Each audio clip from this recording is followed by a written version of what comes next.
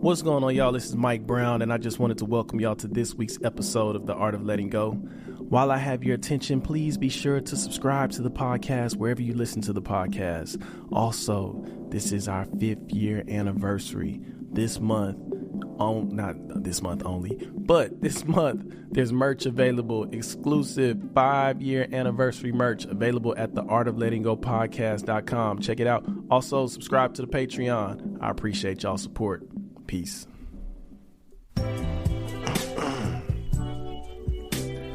I've been out here potting, staying up late just to get shit out, and I don't know where the shit gon' take me. Feeling right now I might need a break. We in this bitch, he's in this bitch, his name is Yawny. We getting rich, talking about all this shit, this shit feeling close. How far I'ma get? I feel too close right now just to quit. I feel babe, you can tell by the fit. Might say a joke, but it sound like a skit. But this shit real, and don't you forget, it's the art of letting go. So enjoy, little bitch. I'ma let Yawny come through and talk his shit. Yeah. Are we just here by default? You bland bitches need salt. Yeah, I used to dream about these nights in LA. Now I just wanna wake up. Yeah, let's just up and get lost, man. I've been thinking about it a lot. Yeah, I'm redefining success and it's stressful. I just wanna get tossed. I'm in my feelings. I'm just a villain like Freezer. I'm trying to light your whole street up. Wanna wake up in Ibiza. Lay me down to rest in Giza. I'm trying to wear out my visa. Forget the pain like amnesia. Easier to get lost and be found. I'm just adjusting my crown. All of my life I've been drowning. Now, bitch, I'm letting go and I found me.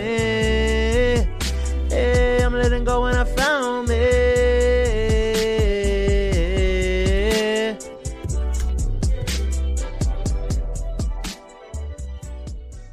Yo, what up? This is Mike Brown, and this is The Art of Letting Go.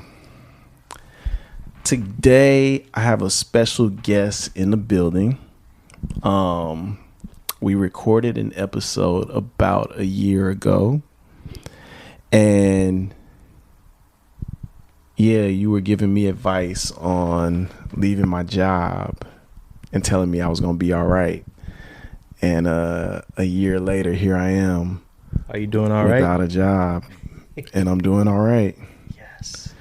Would you mind introducing yourself to the people? Yes. My name is Yawny Blew. I'm a singer-songwriter, recording artist, bad bitch. Yeah. How you feeling today? I'm feeling really good, really chill. That's really good. Chill. Yeah. That's good. How about you? I'm feeling really good today. I don't know if I may have said it on this podcast, maybe not, but September was a really rough month for me. And I think it was because I treated the summer like I would have if I had a job, just summering it up. And when school started, I think that was like my reality check of like, oh shit, I don't have a job. Yeah. And like completely just being in panic mode because I wasn't getting a check every 2 weeks. Mm-hmm. And then October hit and I started feeling a little better. And then November, here we are, and I'm feeling really fucking good. So it's like you kind of needed September to help you, help it all kind of set in place for you. Yeah. All the changes. Yeah, I think I was, I don't know what I was doing. Maybe I was like maybe I was fantasizing not having a job. I was caught in the fantasy of like, oh shit, I ain't got a job. I could just do shit what I want. I could do this, do that. Although I was doing the work as well. Like right. I was working every day, but I think in my mind, it also probably looked a little different. And, really being in that, but being present, I think being present is what's making it so fun. 'Cause every day it's just like, man, this shit might fucking turn into something. Mm-hmm. And what the fuck am I doing? I'm somewhere in between there every day. That's a constant for me. Yeah. How do you feel on this side of September? Like, do you feel more grateful for the experience? Do you feel like you kind of psyched yourself out? Like, what's the emotion? I feel like I feel like I'm on the other side of it.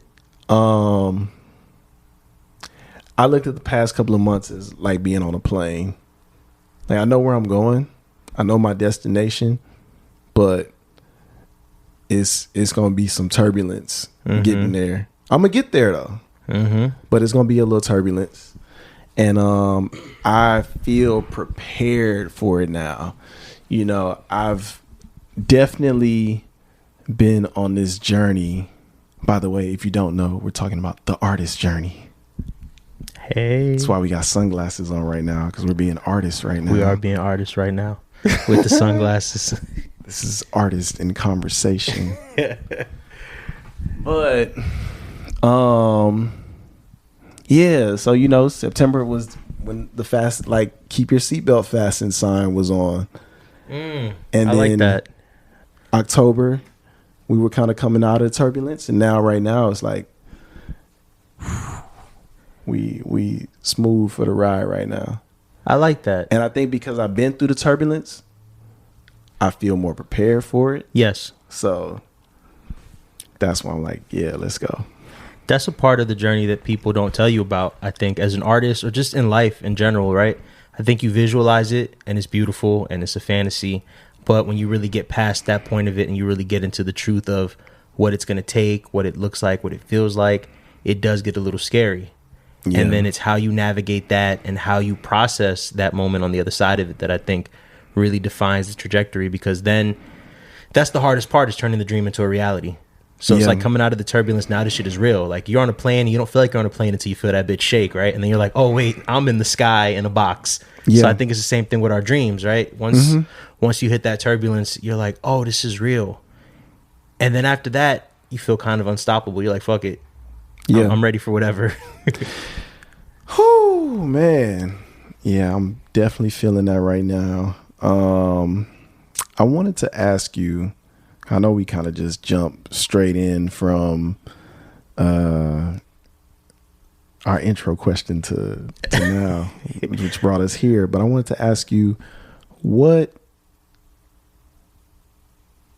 did you see an artist as? Like, what was your definition of an artist before being one? Like, what did you see that life being like, or think that it was like? That's a beautiful question. I've been doing this since I was 16, so I was young enough to really have the most fantastical vision of what this was supposed to be like. The fun, the performing, the creating, the traveling, the touring. I saw the good stuff. I didn't understand the real struggle and adversity that came from being an artist. And I don't think that I understood at that moment how I was going to be perceived as an artist. So once that started happening, once I started sort of, digging into what I wanted and seeing how the world responded to me wanting to do that, I got really scared. And I was very determined. I didn't want to let go. But every time I took like a hit to the chest, I pivoted, So it's like, I'm going to be an artist. We don't like your voice. I'm going to be a songwriter. We don't like your writing. I'm going to be an engineer. And I kept downgrading and moving myself backwards as I started to see how rough it was.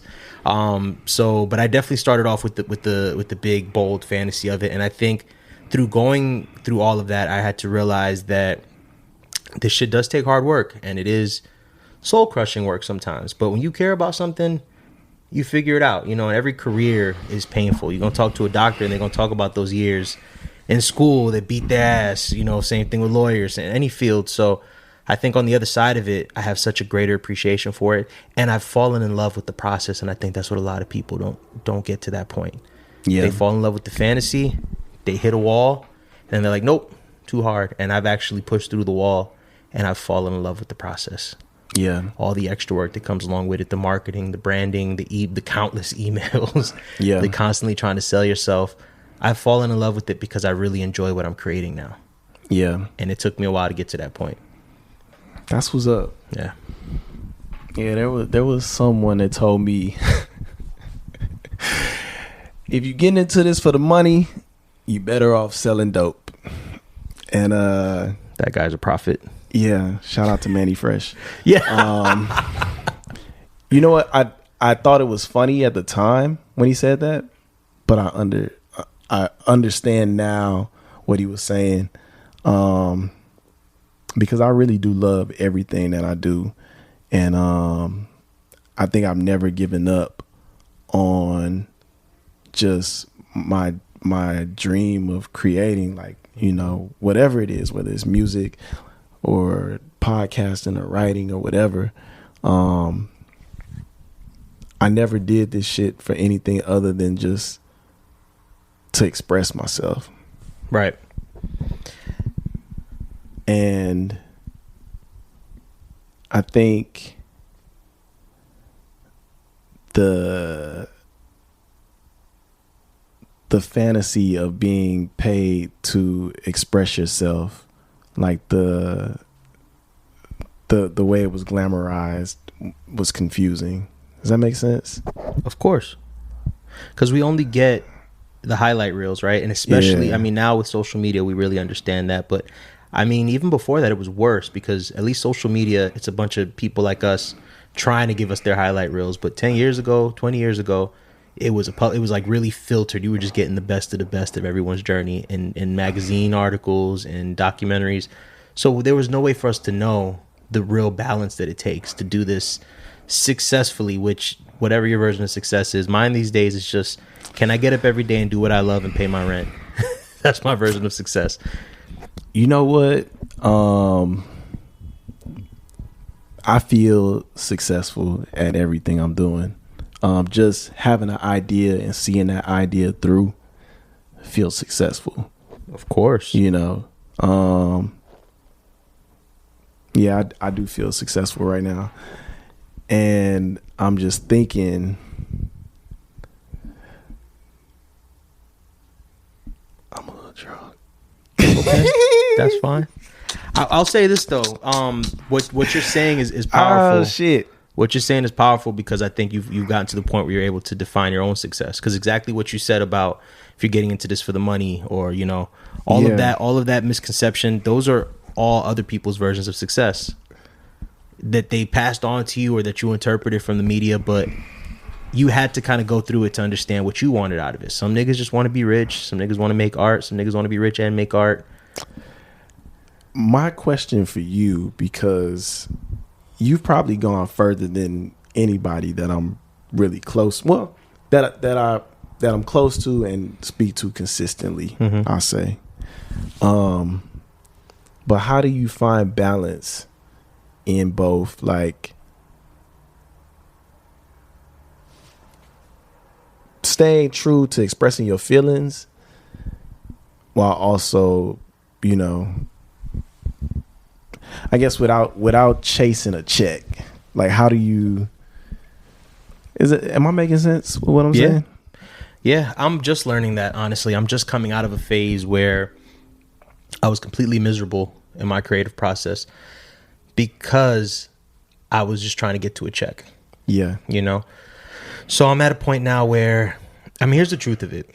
You know, if you're a creative, if you're out there, you want to make art, you want to make music, you want to, whatever you want to do, you have to treat yourself like a small business. You know, we take in all of these stories of people who just got discovered overnight, who made $1 million off a mixtape. And, you know, all those stories are great. But the truth is, if you think long term, you think realistically, we could all make it to $1 million. Mm-hmm. You know, if you really grind and you take your time, and you know, you just same way you build a business. You take years, you bump your head, you do whatever. But you open up a taco stand tomorrow, you're not expecting to make $1 million. You got to build that bitch. You got to, you know, go from the stand to the truck, to the food truck, to the brick and mortar location, to but I think a lot of people don't see art that way. And I think I'm just starting to understand that for me to get away from just chasing a check, I need to really build equity and build leverage and really create a brand that people want to buy into, that I can make money off of. And that's something in the last 2 years I started to learn. And I've been doing this since I was 15. Damn. And yeah, that's what I was just thinking too. Like, I know you've been doing this for a while, and I know that you know, you have worked with a lot of people. You've written songs for TV. You worked with Pharrell. But my question in that is,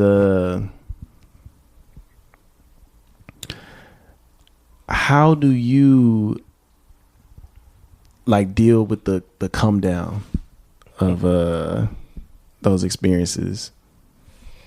I appreciate that question, because from our talks that was a real thing for me.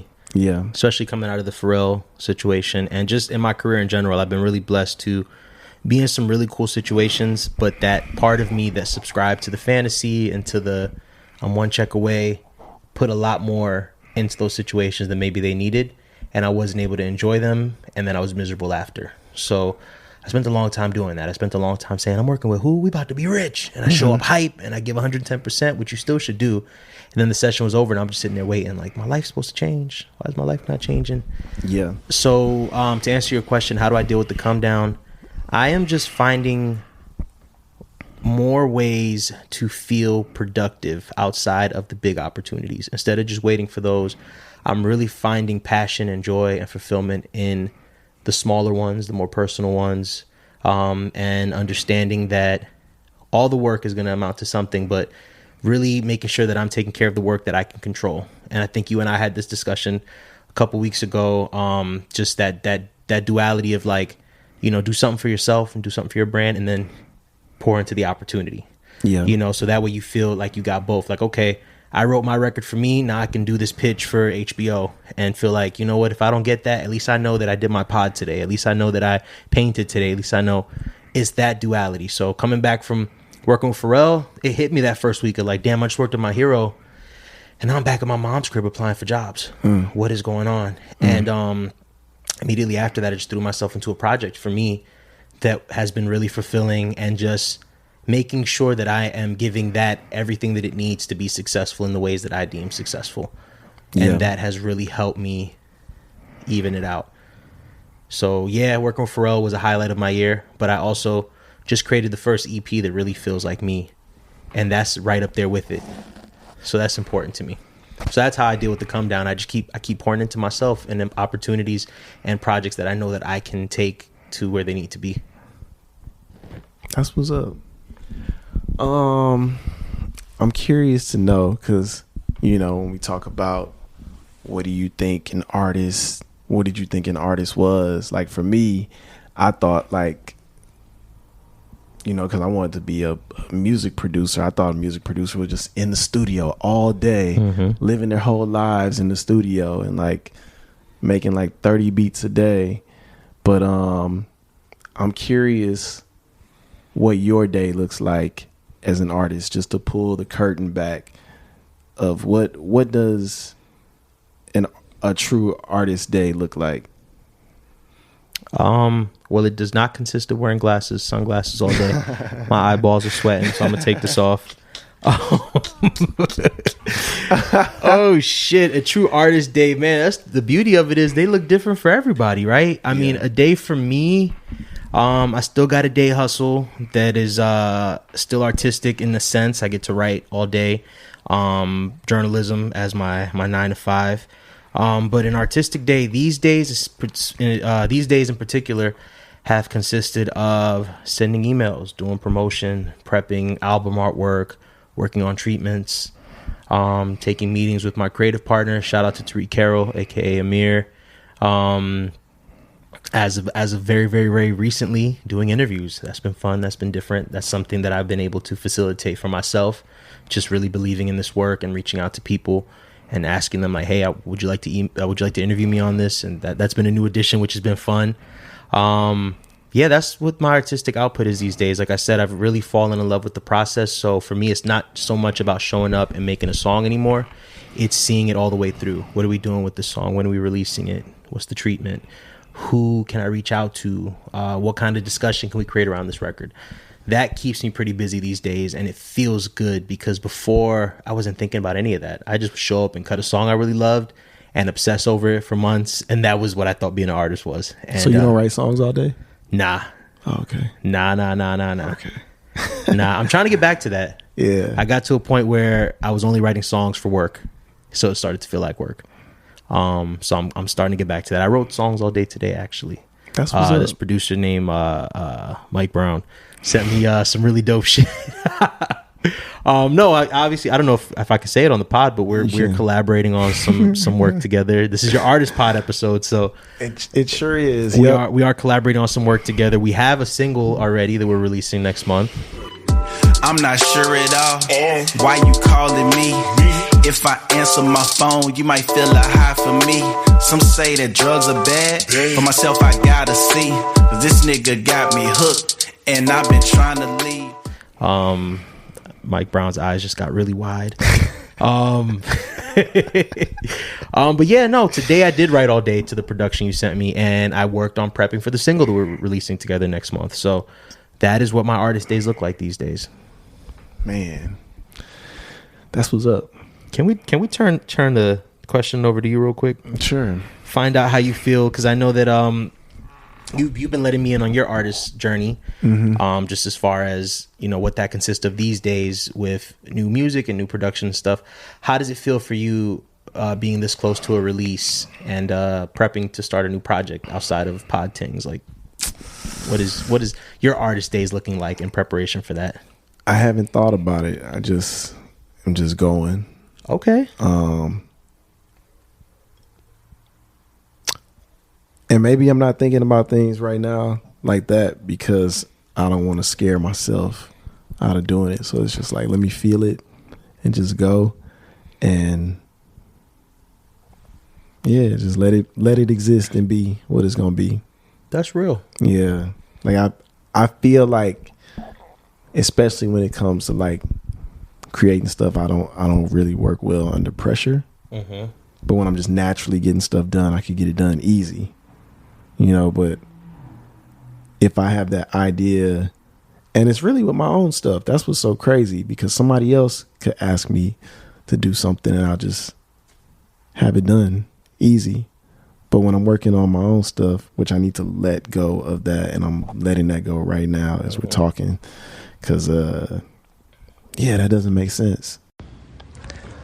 It's James Woods, a.k.a. That Yoga Dude, with Feel Free to Feel Free. Sometimes you don't understand what you're feeling. You don't understand what you're thinking. You feel like you're not understood. That's the perfect time to breathe, to relax the body. Tap into your calm, your focus. Release worrying, release stressing, and just breathe. Allow the breath and the mind to understand each other. To understand the inhale and the exhale is the most important thing right now. Let's take a deep breath. Breathe in. And then a slow, long exhale. Allowing your mind and body to understand you're recharging, releasing, taking in new air and releasing old worry, stress, and doubt. And letting yourself be present, here, and aware. Let's take a deep inhale in, breathe in. And relaxing and releasing. Having trust and confidence in your breath. That you can inhale, breathe in. Then exhale, breathe out. And count on yourself. Breathing, relaxing, and focusing. Let's take 3 more deep breaths. Breathe in. And breathe out. Relax your face and your shoulders as you breathe in. And breathe out. Soften the body as you inhale. And slowly relax and release. If you get lost during the day, just take time to understand your inhale and your exhale. To feel free, to feel free. Namaste. Peace. I get it though. It is hard. It is hard. I think what I've tried to do, and I'm not always excellent at it, but I've tried to just approach everything from that same place of thinking it's for somebody else, or just treating it like it's not mine. I think this is actually a continuation of our first pod conversation of like treating things like it's your baby. Yeah. You know, I think you just really have to go into it trying to do what's best for the song first, and then let it find a home. How do you show up, or because maybe you do, you know, I was gonna say, how do you show up to a session without your ego, but how do you let your ego be your amigo in these sessions? I love that. Practice coming from the songwriter world and the way that I navigated it. Not everybody. I've met some songwriters who show up and their verse is the verse and their hook is the hook, and it's very traumatic. But from my experience, being the new guy, typically being the younger guy, typically the youngest guy as far as career wise, I just show up and try to do what's best for the song. And I've been blessed to be in collaborative settings where I do really feel like I left and I made good compromises. And not everybody can say that. So I definitely can understand how it can be hard to get to that place if you're, you know, if you're dealing with different circumstances. But for me, I've been blessed with really great collaborators who we've always really just tried to get the best. And that has taught me how to check my ego, because I respect these people and I trust them. How do you allow yourself to be so vulnerable in these situations? I guess, like, what does that feel like to be? Because I feel like it does require a level of vulnerability to be able to be creative with somebody else. Like, it's very intimate. Yeah, man. It's funny when you said vulnerable. That my first thought was like, I don't know if I'd call it vulnerable, but I think it's because of, again, I mean, you share your idea, you know, like. But again, I'm coming from a realm where I was the idea, the song was never going to stay with me. So I think I always had a level of a bit of I don't want to say a guard up, but I just understood that it wasn't mine. So I don't know if I felt vulnerable as much, because a lot of times I wasn't necessarily telling my stories. Mm-hmm. But I don't know. I really think it's practice. I guess because I'm listening to you, I'm like, well, how do you do this shit without caring about somebody else's validation? Because even if it's not your story, there's still that level of vulnerability in, like, you're sharing your thoughts, and your thoughts could possibly be rejected. That's real. I'm not gonna lie to you, that aspect of it has been painful. Like, creating is easy. I'll get in with anybody all day. I'm not scared to sing, I'm not scared to rap, I'm not scared to write. It's the moment after, when the song is complete and trying to find a home for it and existing in a lot of that rejection. That is something I'm still learning to cope with, especially as an artist, because at least as a songwriter, there was always a buffer of somebody else trying to move the song around. So I can always be like, well, did you sell it the right way? Is the right vocalist on it? Did we produce it the right way? But as the artist, it's just me and the people that I'm emailing, hoping that they'll playlist it or cover it. And I did an album. I dropped an album in April. I've dropped an album since our last episode. I dropped an album in April that I was really proud of, and I poured a lot into, and I really, really put a lot of thought into. And it didn't get a lot of love. And that was hard for me. Yeah. That was hard for me. So haven't 100% learned how to deal with that. But what I take away from it is, if I did not believe in that album and that happened, then that would have been a different feeling of like, damn, I shouldn't have made it. I don't feel like that. I believed in the album. So I'm like, you know what? At least I made something I care about, and it's y'all loss. Shout out to Drake and 21 Savage. Her loss. It's y'all loss. But I felt more of that. But it's still a little soul crushing, because you're like, damn, did I miss something? Like, you know, so I'm learning. I'm learning how to deal with that. What does this present version of you have to let go of for the future version of you? Damn. I am in the process of letting go of people that I love, that I care about, that are deeply tied to my work and what I do, but just understanding that for me to grow, I need to welcome new influences, new experiences, new people, new collaborators. So that's been hard for me, because speaking of fantasizing about things, I really fantasized about what my musical family would look like, what my collaborators would look like. And the Beatles broke up. Like, sometimes people just, things shift, people grow apart. So I'm learning. Our future. See, them kids too. Destiny's Child. I don't know. Spice Girls. Yeah. But yeah, no, and I didn't mean to make it sound so somber, because I think it is beautiful to grow. And I think I want to lead with that. I think I'm letting go of the perception that I have to only create a certain way and with certain people. That's the biggest thing. And it's been really freeing in the last 3 months, just taking a step back alone from the people that I normally worked with. It brought in a lot of new people like yourself, Tariq as well, different people that I've been able to collaborate with. So I'm learning to create space for new people, and that's been huge. So just letting go of thinking things are supposed to work a certain way, that I'm supposed to look a certain way, sound a certain way, and just lead with fun and authenticity. That's what's up. If you can manifest anything on this show right now, what would it be? I want to manifest a successful release for my next single, Can't Compete.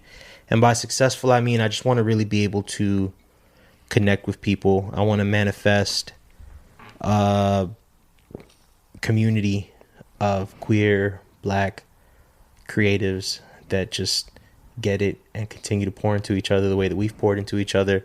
That's what I really want, and I feel like I'm already working on that, so it feels really good to say it out loud on a recorded platform. But no, that's my biggest thing that I want to manifest right now. I'm really living in this sense of just wanting to really cultivate a community that feels really supportive, that feels really personal. So I really just want to manifest those people and those conversations and those connections.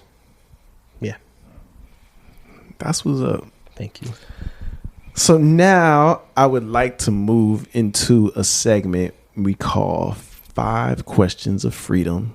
Oh no, I had a listener question. Okay. And that listener question was from Jorge, who, shout out to Jorge. He always sends dope questions. What up, Jorge? And consistent, like I'm gonna put my glasses back on for Jorge's question. He deserves artist Yawny. Yeah. All right, I'm back. I gotta drop the voice a little bit. It's like when Batman puts on a suit and he's like, "Hey, I'm Batman. Hey, all right, I'm ready."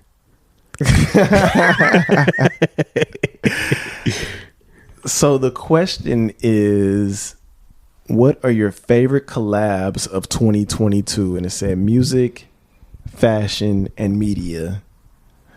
And if I'm being honest, I don't think I have any. I can't think of not one single collaboration. My personal favorite collaborations or other people? Well, I think he was just saying of 2022, like what have been your favorite collaborations, what have been my favorite collaborations. And I don't know if it was like us or like I was thinking external. So I would say like I can't think of one, but I can think of some of mine. Okay, let's do our own personal ones. Yeah. Okay, some of my favorite collaborations of this year have been I'm gonna go through the timeline. My collaboration with Spotify was dope. I did a conversation with Byron at the Soho House. That was dope.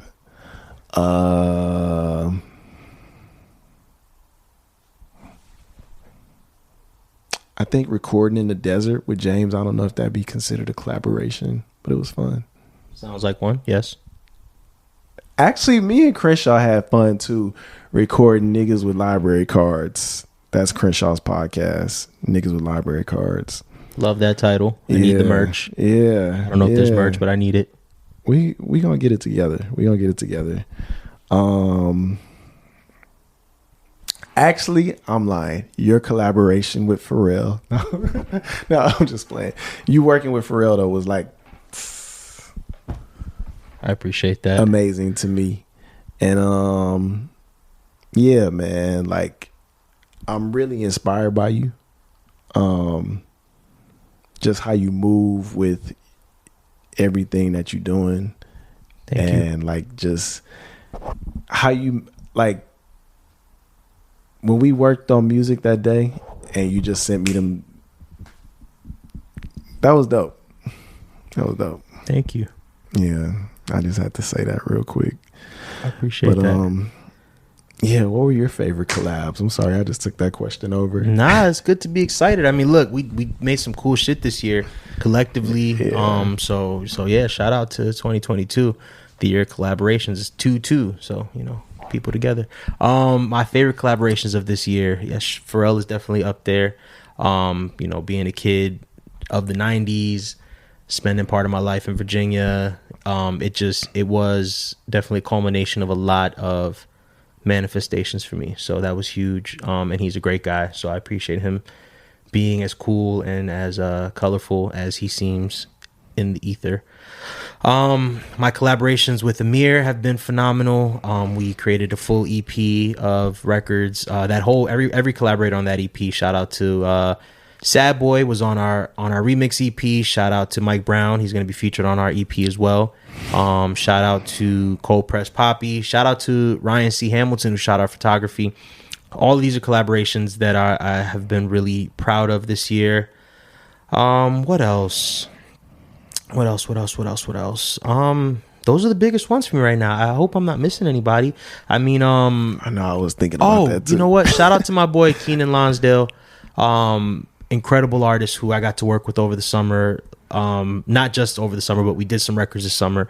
But just one of my top friends that's an inspiration. Like friend first, but inspiration second. Super inspired by him. So we did some records this summer that I'm super proud of. And shout out to YawnyBlew. She's the artist that we did the Pharrell sessions with, and another really good friend of mine who I'm also deeply inspired by. So those are my favorite collaborations of the year. That's what's up. Thank you. Yeah, that was our only listener question. Now we will move into 5 questions of freedom, sponsored by Feel Free to Feel Free. So my first question is Pharrell or Timbaland? Haha. I probably shouldn't hesitate answering this, but I mean, outside of collaborating with Pharrell, they both have been really influential on me. So these days I am gonna have to say Pharrell, because in the lead up to his session, I guess Kicking It With You, I was just listening to so much of his music and rediscovering his music. Yeah. So right now it's definitely a Pharrell era for me. Okay. Yeah. It's always a Pharrell era. Yes, it is. Yes, it is. Around Mike Brown, it's always a Pharrell era. Oh shit. Second question. Miami or LA? Right now, Miami. Okay. Miami. I just I've been in LA for 6 years, going on 7. Miami I just know less about, and I had such a good experience this last trip that I would have to pick Miami just because I want to go back. Okay. What is one piece of advice that you would give to Johnny from a year ago?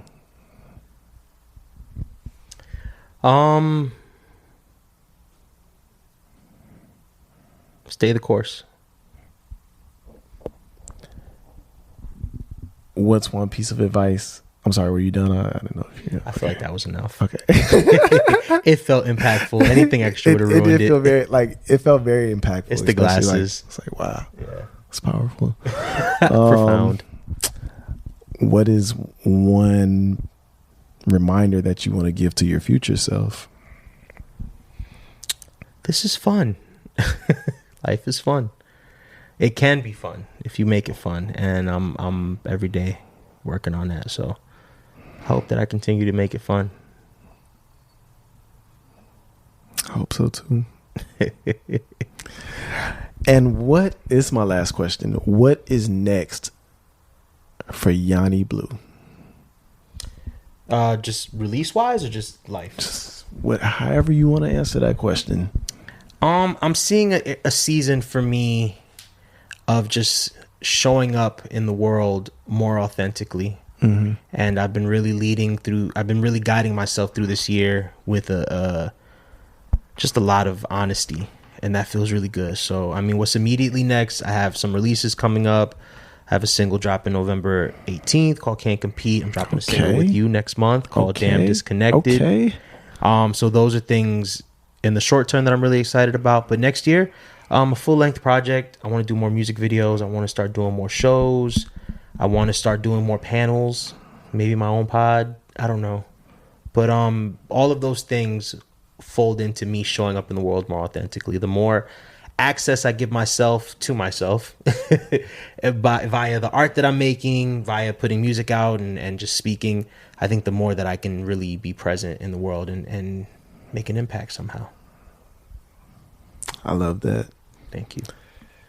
Where can the people find you?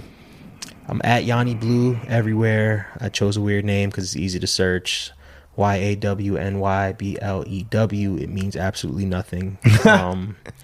But it makes me happy, and I wanted a name that made me happy. So, and reminds me not to take myself too serious. So search YawnyBlew and I'll pop up, and yeah, hit me up, listen to my music. Let's chit chat. You should listen. Yawny, Johnny, thank you for being on today's episode. Of course. Thank you for having me. Of course. Thank y'all for listening. This is Mike Brown, and this is The Art of Letting Go. Peace.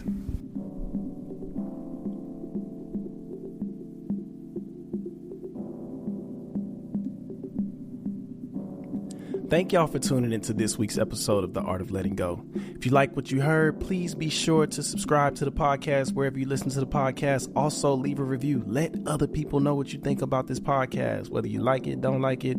Let me know as well. Also, like I said earlier, we have new merch available at theartoflettinggopodcast.com. If you would like to be a guest, you can sign up there. If you want to ask us a question, you can send it in there. Also, my virtual podcasting course is available on the website as well. All your Art of Letting Go needs are available at theartoflettinggopodcast.com. Also, we have a Patreon where I give exclusive shit where you might get this, and sorry for saying shit, but you could get this song that we previewed in the episode, Damn Disconnected, by Yawny Blew and Amir, featuring myself. Really dope song, really fun song. But just wanted to give y'all all of that. Thank y'all so much for tuning in. This is Mike Brown, and this has been The Art of Letting Go. Peace.